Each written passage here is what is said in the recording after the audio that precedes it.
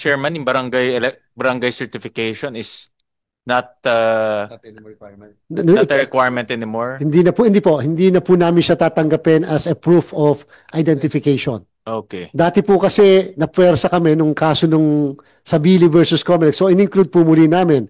Kaya po inabuso eh. Ang iba nahihiraman. Porket walang kalaban dito, pahiram muna ng mga botante mo. Dito ko muna i-register. Bago ko na lang ibalik. May mga ganun po, madami lalo sa probinsya. Massive po yun.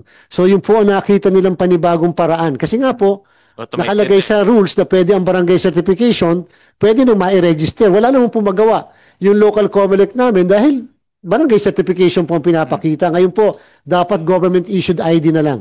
So sabi namin, if they want to go to the Supreme Court once again and question why we excluded barangay certifications, and so be it. Lucky for us, ito pong August 1 to 10 na nagpa-register kami, Mr. Chair, wala pong pumunta sa Supreme Court and question why we remove barangay certification para pumaputol na once and for all yung irregularity na yon.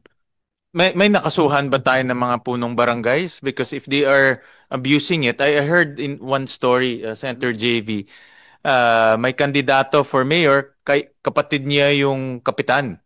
So yung kapatid niya issue ng barangay certification. I heard one story like that eh.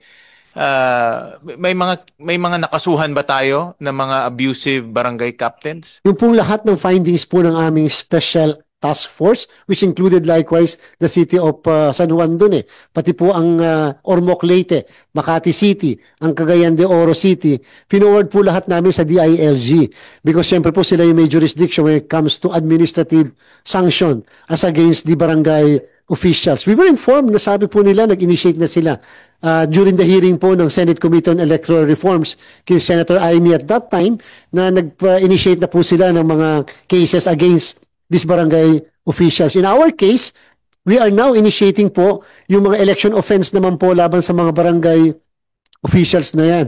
Sapagkat, hindi naman po libre ang barangay certification. May bayad yun. Kung 9,000 ang pinaregister mo, bakit walang pumasok na pera sa iyong barangay? Ibig sabihin, nilibre mo lahat. So doon pa lang po, medyo that's an evidence already na talagang yung pag-i-issue ng massiveness ng barangay certification ay political at hindi for whatever purpose.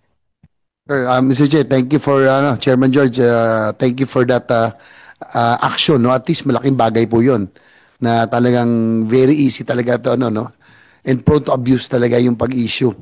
Magandang bagay, malaking bagay na talagang you will use the government-issued IDs. I think malaking doon, may eliminate natin yung mga maki-cleanse natin yung mga flying voters. Thank you. Thank you very much, Mr. Chair, Your Honor.